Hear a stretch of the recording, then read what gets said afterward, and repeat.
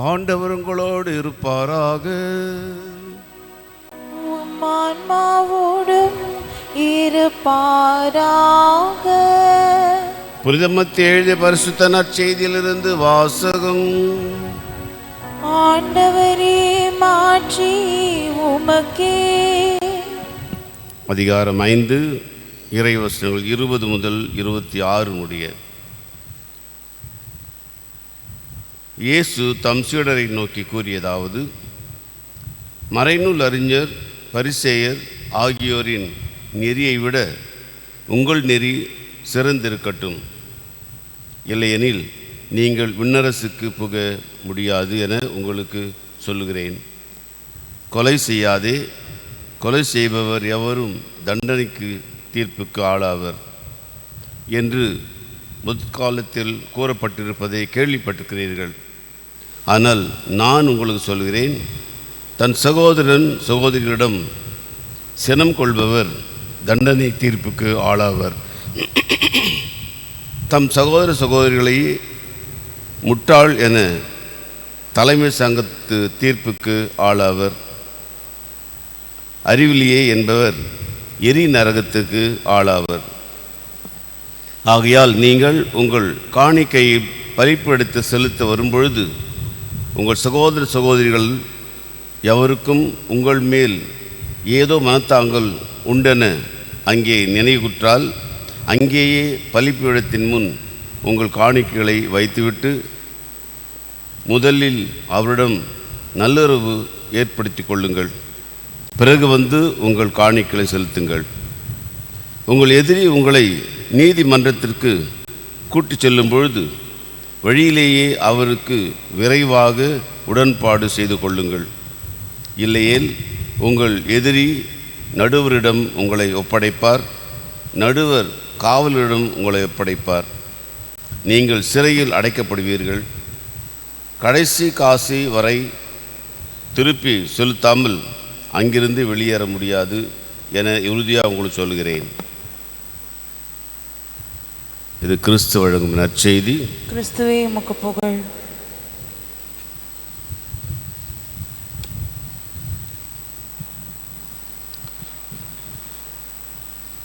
இயேசுவில் அன்பார்ந்த சகோதர சகோதரிகளே,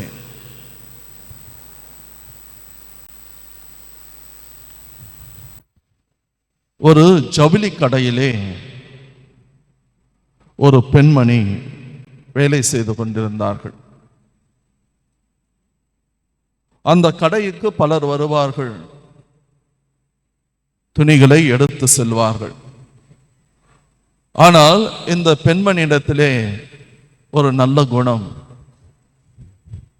எவ்வளவு துணிகளை எடுத்து போட சொன்னாலும் சிரித்த முகத்தோடு சந்தோஷமாக தன் பணியை செய்வது வழக்கம். ஒரு முறை ஃபேஷன் டிசைனர் ஒருவர் அந்த கடைக்கு வந்து அந்த பெண்மணியின் இடத்திலே தனக்கு தேவையான பல துணிமணிகளை எடுத்து போட சொன்னார். சிறிதளவு கூட கோபம் கொள்ளாமல் அமைதியாக சிரித்து கொண்டே தன்னுடைய பணிகளை செய்து முடித்தார். அவருக்கு தேவையான துணிகளை எடுத்து செல்வதற்கு முன்னால் அந்த பெண்மணியை பார்த்து சொன்னார், நீ ரொம்ப அழகாக இருக்கின்றாய் என்று. அதை கேட்டவுடனே அவளுக்கு சந்தோஷம் அதிகமாகிவிட்டது. மறுபடியும் அந்த ஃபேஷன் டிசைனரை பார்த்து கேட்டா, என்ன சொல்றீங்க நீங்க? நீ ரொம்ப அழகாக இருக்கின்றாய் என்று சொல்லி தன்னுடைய விசிட்டிங் கார்டை டேபிளிலே வைத்துவிட்டு சென்று விட்டார். இவளுக்கு அன்றைய நாள் முழுவதுமே ரொம்ப சந்தோஷமாக சென்றது. இரவிலே தூங்க செல்லுகின்ற பொழுது கூட அந்த எண்ணம், நீ ரொம்ப அழகா இருக்கின்றாய் என்று ஒரு ஃபேஷன் டிசைனர் தனக்கு சொல்லி இருப்பதை பார்த்து அவளால் பூரிப்படைந்த முடிந்ததோ, தூங்க கூட முடியவில்லை. அடுத்த நாள் தன்னிடத்திலே இருந்த நல்ல துணிகளை எல்லாம் போட்டுக்கொண்டு சிறிதளவு மேக்கப் செய்து கொண்டு நேராக அந்த ஃபேஷன் டிசைனருடைய அலுவலகத்திற்கு சென்றார். சென்று அவரை சந்தித்து சொன்னார், நேத்து நீங்க என்னை பார்த்து ரொம்ப அழகா இருக்கின்ற என்ற வார்த்தையை சொல்லிவிட்டு சென்றீர்கள். எனக்கு ரொம்ப சந்தோஷமாக இருந்தது. ஒன்றை நான் சொல்கின்றேன், அதை உங்களால் செய்ய முடியுமா? உங்கள் கண்களுக்கு நான் அழகாக இருக்கின்றேன் என்றால் என்னை ஏன் உங்களுடைய மாடலாக பயன்படுத்தக்கூடாது? இதை கேட்டவுடனே அந்த ஃபேஷன் டிசைனர், உண்மையாகவே நீ ஒரு ஃபேஷன் மாடலாக வருவதற்கு பணி செய்வதற்கு தயாரா என்று கேட்கின்றார். அவள் சந்தோஷமாக நான் வருகின்றேன் என்று கூறுகின்றார். அதன் பிறகு அந்த ஃபேஷன் டிசைனரோடு சேர்ந்து மாடலாக மாறி உலக நாடுகளிலே பல அரங்குகளிலே நடந்து கடைசியாக உலக பேரழகியாகவே அவள் தேர்ந்தெடுக்கப்பட்டாள் என்பது ஒரு வரலாறு. இதை எதற்காக சொல்லுகின்றேன் என்றால், எண்ணங்கள் அடுத்தவருடைய வாழ்க்கையை மாற்றும். அப்படிப்பட்ட நல்ல எண்ணங்கள் ஒரு மனிதனுடைய வாழ்க்கையிலே வருகின்ற பொழுது அவனுடைய வாழ்க்கையே மாறுகின்றது. ஒரு முறை முல்லா ஒரு கடைக்கு சென்றார். அந்த கடைக்கு சென்று அந்த நபரை பார்த்து கேட்டார். அவர் தோல் வியாபாரம் செய்கிறவர்.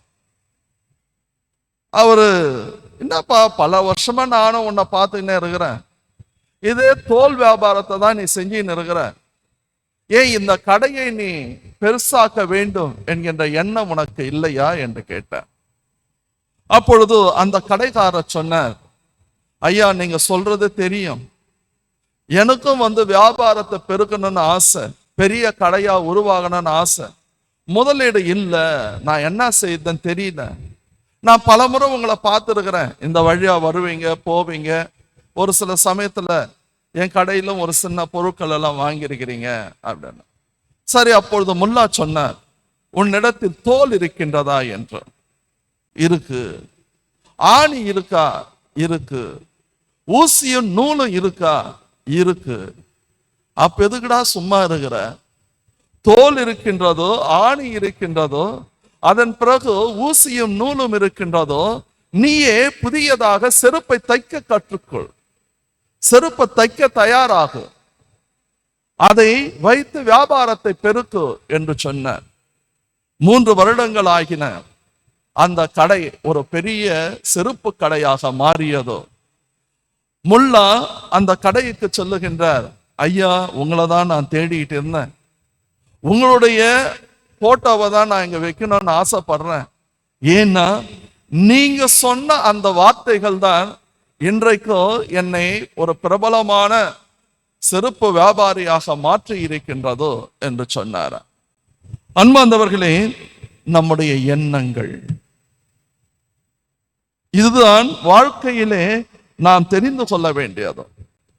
இயேசு கிறிஸ்து இன்றைய நற்செய்தி வாசகத்திலே நமக்கு சொல்லுகின்ற அருமையான ஒரு பாடம், உன்னுடைய எண்ணங்களை மாற்று. உன்னுடைய எண்ணங்கள் பிறரை பாதிக்காத அளவுக்கு இருக்கட்டும். உன்னுடைய எண்ணங்கள் நல்லவைகளாக இருக்கின்ற பொழுதோ உன்னுடைய வாழ்க்கை நல்லதாக இருக்கும். அப்போ நம்முடைய வாழ்க்கை நம்முடைய எண்ணங்களில் தான் இருக்கின்றதோ. ஒரு முறை பாக்தாத் நகருக்கு வெளியிலே ஒரு சன்னியாசி அமர்ந்து கொண்டிருந்தார். அப்படி அமர்ந்து கொண்டிருந்த பொழுதோ ஒரு வியாபாரி பாக்தாத் நகருக்குள்ளே சென்றானா. செல்வதற்கு முன்னால் இந்த சன்னியாசியை பார்த்து கேட்டானா, ஐயா பாக்தாத் நகரிலே இருக்கின்ற மக்கள் எப்படிப்பட்டவர்கள்? அப்போ அந்த சன்னியாசி சொன்னாரா, உள்ள இருக்கிறவங்க எப்படிப்பட்டவங்கன்னு தெரியறதுக்கு முன்னால நீ எங்கிருந்து வர்ற அப்படின்னு கேட்டாராம்.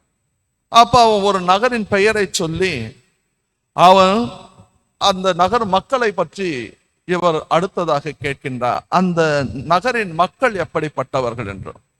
அப்பொழுது அவன் சொல்லுகின்றான், அருமையான மக்கள், நியாயத்தை கடைபிடிப்பாங்க, நல்ல பொருட்களை வாங்குவார்கள், உண்மையை பேசுவார்கள் அப்படின்னு சொல்றான். இதை சொன்ன உடனே அந்த சன்னியாசி அந்த வியாபாரியை பார்த்து சொன்னாரா, கவலைப்படாத, பாக்தாத் நகர மக்களும் அப்படிப்பட்டவர்கள் தான், நியாயத்திற்காக பாடுபடுவார்கள், நல்லதை மட்டும்தான் பேசுவார்கள் அப்படின்ட்டு சொல்றார். அவன் உள்ளே வியாபாரம் செய்ய செல்லுகின்றான். ஒரு 2 மணி நேரம் பொறுத்து ஒரு வியாபாரி வருகின்றான். இந்த சன்னியாசியை பார்த்து கேட்கின்றான், ஐயா, நான் புதுசா வியாபாரம் செய்யறதுக்காக பாக்தாத் நகருக்கு போறேன், அவங்க எப்படிப்பட்டவங்க அப்படின்னு கேட்கிறான். அப்ப அவர் சொன்னா, நீ எங்கிருந்து வர்றன்னு கேட்கிறாரு. அவன் ஒரு நகரின் பெயரை சொல்லுகின்றான். அப்பொழுது அவர் கேட்கின்ற, அங்க இருக்கிற மக்கள் எப்படிப்பட்டவர்கள்? இவன் உடனே சொன்னானா, ரொம்ப மோசமானவங்க, பொருளை வாங்கினாங்கன்னா காசு கொடுக்க மாட்டாங்க, சண்டை போடுவாங்க, இப்படி அப்படின்ட்டு சொல்ல ஆரம்பித்த உடனே அவர் சொன்னாராம், பாக்தாத் நகர் மக்களும் அப்படிதான், கெட்டவங்க தான், அவங்களும் அநியாயம் பண்ணுவாங்க அப்படின்னு சொல்லி உள்ள அனுப்பினார். இதையெல்லாம் ஒரு மனிதன் பார்த்து கொண்டிருந்தான். பார்த்து கொண்டிருந்து விட்டு அவன் அந்த சன்னியாசி நிலத்திலே கேட்டான், என்னையா, ஒருத்தனுக்கு இந்த நகர் நல்லதுன்னு சொன்ன, இன்னொருத்தனுக்கு அதை கெட்டதுன்னு சொல்ற, எதுக்கு அப்படின்னு சொன்ன. அப்ப அந்த சன்னியாசி சொன்னாரா, முதலில் வந்தவன் நல்லதையே பார்த்து பழகிவிட்டான், அதனால் அவன் எங்கு சென்றாலும் நல்லதையே பார்ப்பான், அவன் வியாபாரம் நன்றாக இருக்கும், அவனுடைய வாழ்க்கையும் நன்றாக இருக்கும். ஆனால் இரண்டாவது வந்தவன் தீயதையே பார்த்து பழகிவிட்டான், குறையையே பார்த்து வாழ்ந்து விட்டான், அவன் எங்கு சென்றாலும் அவன் அப்படித்தான் இருப்பான், அவனுக்கு ஏற்றது போல்தான் எல்லாமே நடக்கும் என்று சொல்லி அவனை அனுப்புகின்றான். அன்பார்ந்தவர்களே, இங்கே இயேசு கிறிஸ்து சொல்வதும் இதுதான், உன்னுடைய எண்ணங்களை சுத்தம் செய், உன்னுடைய எண்ணங்கள் நல்லவைகளாக இருக்கட்டும். எண்ணங்களில் இருந்துதான் செயல் வருகின்றதோ, செயல் நம்மை யார் என்று வெளியிலே காட்டுகின்றதோ, எண்ணங்களில் இருந்துதான் நம்முடைய வார்த்தைகள் வருகின்றன, நம்முடைய வார்த்தைகள் நம்மை யார் என்று காட்டுகின்றதோ. இந்த எண்ணங்கள் சுத்தமாக இருந்தது என்றால் நம்முடைய வாழ்க்கை நன்றதாக நல்ல முறையிலே இருக்கும். இன்றைய நற்செய்தி வாசகத்தில் ஆண்டவர் இயேசு கிறிஸ்து அழகாக சொல்லுகின்றார், இதோ உன்னுடைய சகோதரனை முட்டாள் என்று சொல்பவன் எப்படி நல்லா இருக்க முடியும்? கண்டிப்பா அதனால அவன் வேதனைகளை தான் அனுபவிப்பான். மாறாக நீ சமாதானம் செய்து கொள். கடவுளை நீ பார்க்க வருகின்ற பொழுது கூட உன்னுடைய உள்ளம் சுத்தமானதாக இருக்கட்டும்.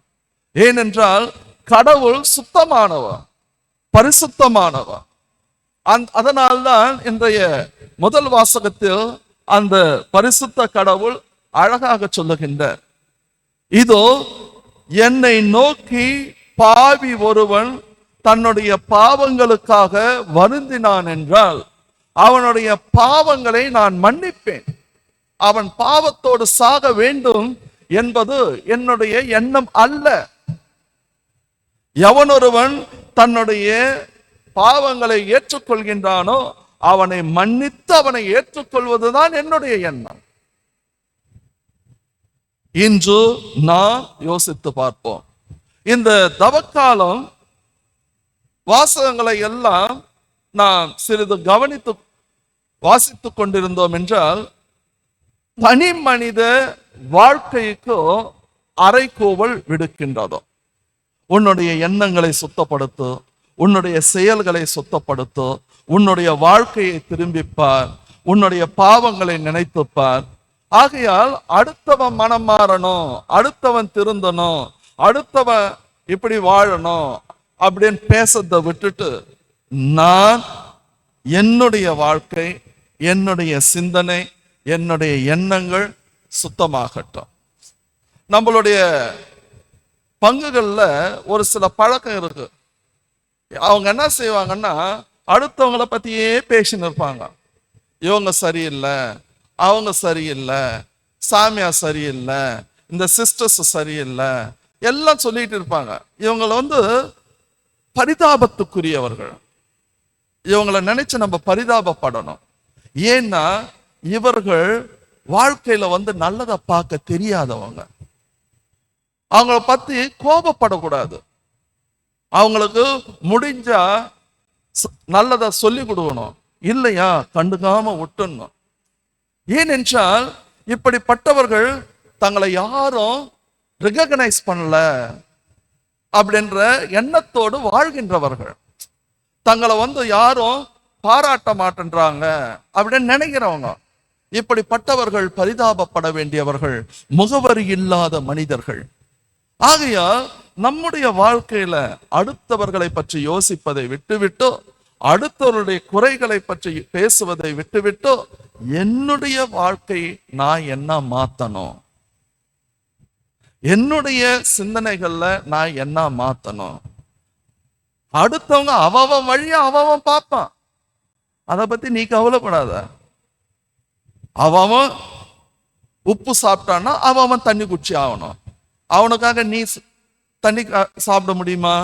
தண்ணி குடிக்க முடியுமா? குடிக்கவே முடியாது. புரியுதா? இதை நல்லா புரிஞ்சுக்கங்க. வாழ்க்கையில அவன் என்ன விதைக்கிறானோ அதை தான் அவன் அறுக்க முடியும். ஆகையால் இன்று ஆண்டவர் இயேசு கிறிஸ்து உன்னுடைய எண்ணங்களை சுத்தமாக்கு. உன்னுடைய எண்ணங்கள் உயர்ந்ததாக இருக்கட்டும். உன்னுடைய எண்ணங்கள் உயருகின்ற பொழுதோ ஆண்டவருடைய ஆசீர்வாதத்தை நீ பெறுவாய் என்கின்ற அழகான பாடத்தை நமக்கு சொல்லிக் கொடுக்கின்றார். இதை புரிந்து கொள்வோம், வாழ ஆசீர்வாதத்தை கேட்போம்.